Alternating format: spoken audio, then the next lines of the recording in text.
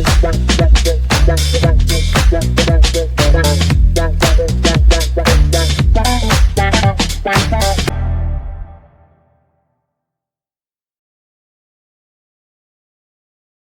right, so you're here with us on the deep dive because you're someone who really wants to get into the nitty-gritty of things right. You want those solid facts, but you want them delivered quick and clean, and maybe with a couple of those aha moments thrown into. You've got your interests, you know what you want to learn about, and you're not here for all the fluff. So today we're going to tackle something I bet a lot of you snake enthusiasts out there are going to find super interesting. We're going to dive deep into what's really going on inside those feeder animals from a nutritional standpoint. Exactly. You know, you guys sent us this really cool analysis. It's by Brian Lopsher of Brian's Cornsnakes, and it's titled Nutritional Values of Mice, Rats, ASF, and Quail Eggs for Snake Feeding. Yeah. You know, for anyone who's keeping snakes, this is really getting down to the core of their diet, right? What are we actually feeding them? And that's exactly what we're going to unpack today. Our goal is to pull out those key insights from this analysis so you can really grasp the nutritional differences between mice rats, those African soft-furred rats, the ASFs you hear so much about, and even quail eggs. I mean, we're talking snake food here. We want to equip you with the knowledge to make those smart choices for your snake's health and longevity based on what this research is telling us. And let's be real here for a second. This deep dive matters because proper nutrition is the absolute bedrock for any snake living in captivity, right? It's not just about keeping them fed, it's about setting them up for a long, healthy life. And you know, for the vast majority of snakes out there, feeder rodents are like the main course on their menu. Quail eggs can have their place too, but they're definitely not the everyday staple for most. And this analysis really drives home the point that what you choose to feed your snake has some pretty big downstream effects.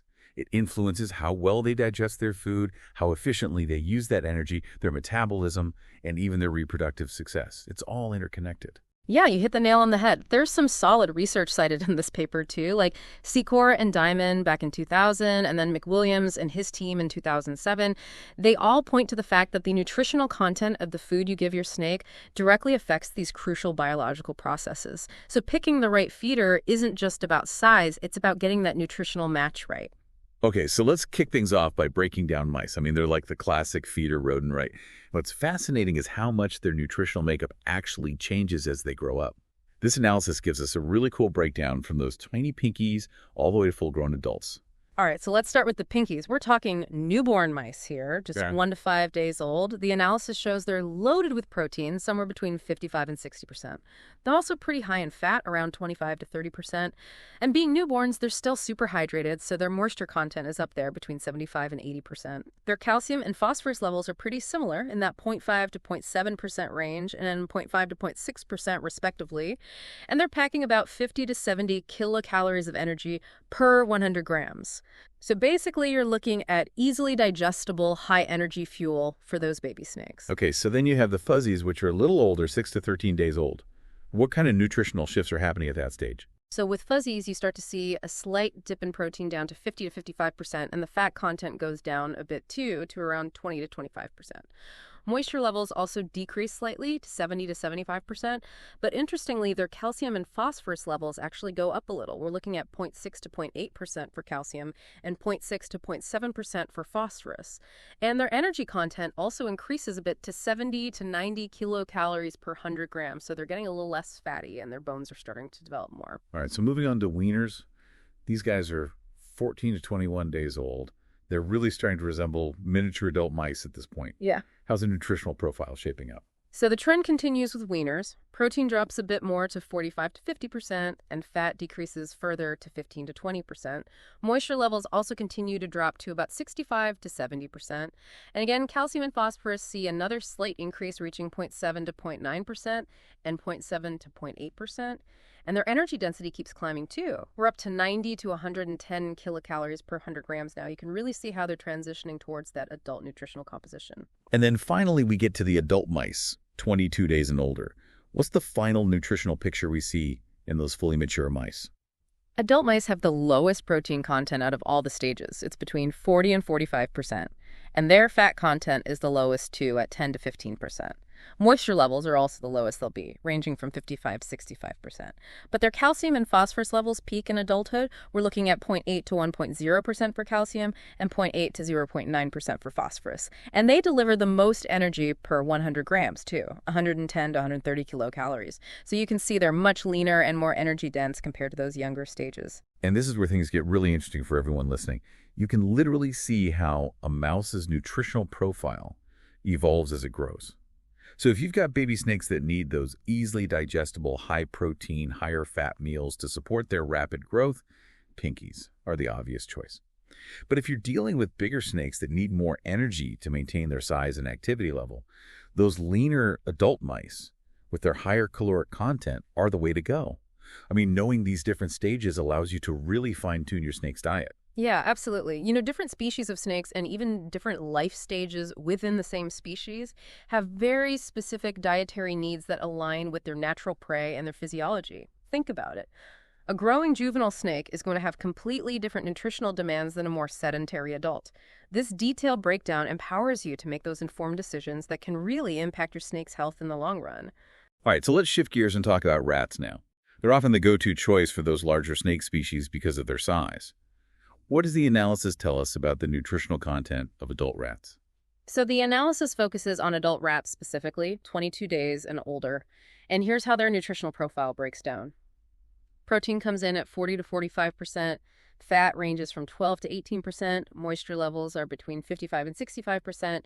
Calcium is at 0.8 to 1.0%. Phosphorus is also at 0.8 to 0.9%. And their energy content sits at 120 to 140 kilocalories per 100 grams. So if we compare those numbers directly to adult mice, it seems like protein levels are pretty similar. But it looks like adult rats have a bit more fat and a noticeable bump in overall energy density. What's the takeaway there? That's an important difference to notice. And the paper actually suggests that this extra fat in rats makes them a great choice for snakes that naturally eat prey that's higher in fat, or for snakes that need to pack on some weight or maintain a healthy body condition. There's even a reference to a 2003 study by Lopez Olvera and his colleagues that backs up this idea of matching the feeder type to the snake's specific dietary needs. Makes sense. Okay, so next up are the African soft-furred rats, the ASFs. They've been gaining a lot of popularity lately, especially with folks who keep those famously picky eaters like ball pythons. So what sets ASFs apart nutritionally from the other rodents? So for adult ASFs, the analysis gives us these numbers. Protein content is somewhere between 42 and 47%. Fat ranges from 12 to 18%. Moisture levels are between 55 and 65%. Calcium is a bit higher at 0.9 to 1.1%. Phosphorus is at 0.8 to 1.0%. And their energy content is 125 to 145 kilocalories per 100 grams. Just glancing at those figures, it seems like the protein and fat ranges are pretty comparable to what we see in adult rats. So apart from the fact that many keepers say they're more enticing for picky snakes, is there a real nutritional advantage to ASFs? The real standout here is the calcium content. The analysis clearly shows that ASFs have the highest calcium levels out of all the rodents, ranging from 0.9 to 1.1%. And that extra calcium can be a huge benefit for bone health, especially for young snakes that are growing rapidly or for females that are laying eggs. The paper even mentions a study from 2010 by Garner and his team that looked at ASFs as a good option for picky eaters, which definitely supports what a lot of keepers have observed. That's a big point about the higher calcium in ASFs. All right, let's change things up a bit and talk about quail eggs. They're definitely not your typical rodent feeder, but they do pop up in conversations about supplemental feeding or for those snakes that specialize in eating eggs. So how does their nutritional breakdown stack up according to this analysis? Quail eggs have a totally different nutritional profile compared to rodents. Their protein content is much lower, around 12 to 13%. Fat is also lower at 9 to 11%, and they have a very high moisture content of about 75%. Their calcium range is 0.5 to 0.8%. Phosphorus is 0.4 to 0.6%, and get this, they're surprisingly energy dense. We're talking 155 to 165 kilocalories per 100 grams. Wow, that energy density in quail eggs is way higher than any of the rodents we've looked at.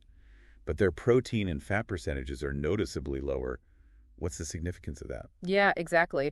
And as the analysis points out, quail eggs are also loaded with cholesterol, and they've got a good amount of important vitamins like A, B2, and B12. But here's the big thing to remember. For the vast majority of snakes, quail eggs alone just won't cut it as a complete and balanced diet. They're more suitable for those species that naturally eat eggs, or maybe as an occasional treat to give your snake a boost of certain nutrients or energy. So for most of you listening, don't think of quail eggs as a replacement for your regular feeder rodents. They have a more specific role to play. Precisely. Think of them more as a nutritional supplement or a food source for those snakes with unique dietary needs, rather than a staple for the average snake. This analysis also includes a really handy table that summarizes the protein, fat, calcium, and energy ranges for all of these feeder types side by side. Looking at that overall comparison, what are the biggest takeaways that we should really understand? That table really highlights those key differences we've been talking about. You can clearly see that mice have the widest range of nutritional profiles, mostly because of how much they change as they mature, and they tend to be on the lower end for fat content, especially as adults. Rats offer a more consistent and balanced nutritional profile, which is really good for those larger snakes. ASFs stand out because of their consistently higher calcium levels, and quail eggs, while they're lower in the main macronutrients compared to rodents, pack a punch when it comes to energy density, and they have a unique set of micronutrients. The paper even references Barker and Barker's work from back in 1994, which also supports the idea of quail eggs as a supplemental food source. So with all this detailed nutritional information, what does it all mean for you, the listener, when you're deciding what to feed your snakes? It really comes down to understanding the specific needs of each snake you're caring for. What species is it? How old is it? How active is it? Are there any special dietary needs or health conditions to consider? This research equips you with the knowledge to go beyond just picking a feeder based on size and to make those informed choices that can really benefit your snake's health in the long run. Let's do a quick recap of the key points here. Mice offer a wide range of nutritional profiles depending on their age, with the younger ones being higher in protein and fat, and the adults being leaner and more energy dense. Rats provide a balanced option with a bit more fat than those adult mice. ASFs are similar to rats but have that big advantage of higher calcium, and quail eggs, while they're packed with energy and certain nutrients, are best seen as a supplement or a food source for specialized eaters, not the main course for most snakes. That's a great summary of the key nutritional differences laid out in this analysis. And understanding these differences is a huge step towards providing the best possible care for your snakes. So as you're taking in all of this information about the nutritional breakdowns of these common feeder animals, here's something to really ponder. Considering those specific percentages and ranges for protein, fat, calcium, and energy, are there other factors beyond these main components that might also play a role in deciding the absolute best feeder for a specific snake species?